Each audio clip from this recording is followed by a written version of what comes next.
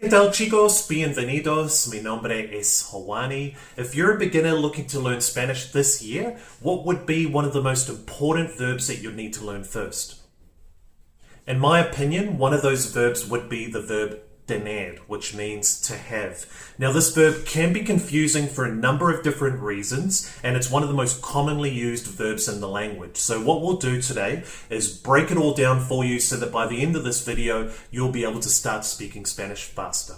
Moving forward, I've broken this down into 4 easy steps. Step number 1, starting with the basics. How do you say I have or you have in Spanish? Very simple, the conjugations in the present tense. Yo tengo, I have, or tú tienes, you have. If you haven't noticed already, the verb tener is irregular in the present tense. If you want to know the other conjugations, I will leave those in the description box for you below as well. Now, let's start saying some basic phrases in Spanish using the verb tener. Similar to English, we can say basic things like tengo dos hermanas. Tengo dos hermanas. I have 2 sisters. Again, noting that the H in Spanish is always silent. Or tengo 3 hijos. Tengo 3 hijos. I have 3 kids. Tengo una casa en España. Tengo una casa en España. I have a house in Spain. Tienes un apartamento en la ciudad, ¿no? Tienes un apartamento en la ciudad, ¿no? You have an apartment in the city, don't you? Nice work, everyone. Moving on to step number 2. Are there any differences between the verb tener in English and Spanish? Most definitely. There are a lot of differences. The first one being your age. So in English, for example, I'm 36 years old. In Spanish, however, I would actually say I have 36 years, or tengo 36 años. Tengo 36 años. Or I am 40 years old. Tengo 40 años. Tengo 40 años. Or if I wanted to ask someone how old they are, I would say ¿Cuántos años tienes? ¿Cuántos años tienes? Another difference between the verb tener in Spanish and English is that in Spanish, you would also use tener when you're expressing sensations. For example, tengo hambre. Tengo hambre. I'm hungry. Or tengo sed. Tengo sed. I'm thirsty. Tengo calor. Tengo calor. I'm hot. Or tengo frío. Tengo frío. I'm cold. Moving forward, step number 3, expressing obligations or things that you have to do. Now this is very important. Let's take a look at the grammar first. We've got the verb tener, que, plus another verb in its infinitive form. So let's run through a few examples. Tengo que ir al supermercado. Tengo que ir al supermercado. I have to go to the supermarket.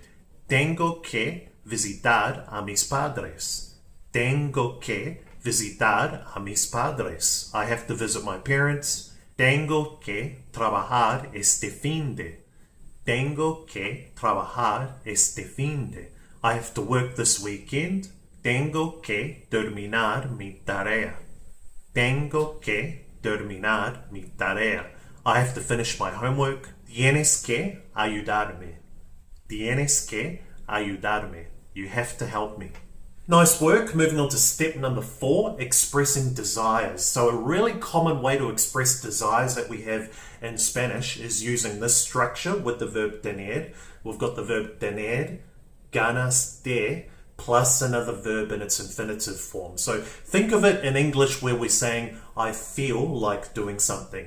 Let's try a few examples. Tengo ganas de tomar más clases de español. Tengo ganas de tomar más clases de español. I feel like taking more Spanish classes. Tengo ganas de ir a la playa. Tengo ganas de ir a la playa. I feel like going to the beach. Next example, we can also use this in a negative. For example, no tengo ganas de estudiar esta noche. No tengo ganas de estudiar esta noche. I don't feel like studying tonight. Moving on to the next example, we can also use the word muchas to emphasize or exaggerate what we're desiring or what we feel like doing even more. For example, tengo muchas ganas de viajar más este año. Tengo muchas ganas de viajar más este año. Or if you want to emphasize it even more, tengo muchísimas ganas de comprar un coche. Tengo muchísimas ganas de comprar un coche. Nice work, everyone. I hope this is all starting to make sense. Before we finish up, I've got 3 exercises for you. So as per normal, I'll give you something in English and I want you to translate it for me over into Spanish using the verb tener, of course. And if you do need more time, however, feel free to hit pause on the video. Exercise number 1 in Spanish, how would you say, I am 50 years old? I am 50 years old.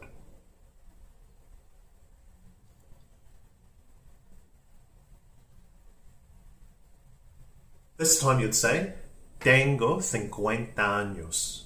Tengo 50 años. Next up, how would you say, I have to go to the city? So I have to go to the city. How would you say that in Spanish?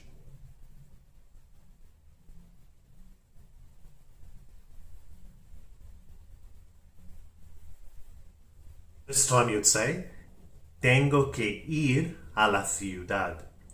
Tengo que ir a la ciudad.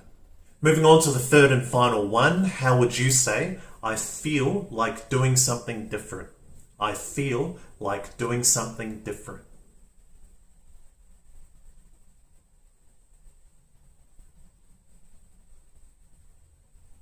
This time you'd say, tengo ganas de hacer algo diferente.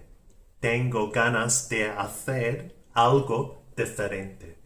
Great job, guys. So the next step is to obviously go out there and start practicing some of these sentences, some of these phrases in your next conversations that you have in Spanish. As always, if I can help with anything else, don't hesitate to leave a comment or a question in the comment section below. And if you did get any value from this video, I would really appreciate it if you'd consider hitting that like button. And if you haven't already, please consider subscribing. Apart from that though, I'll see you in the next one.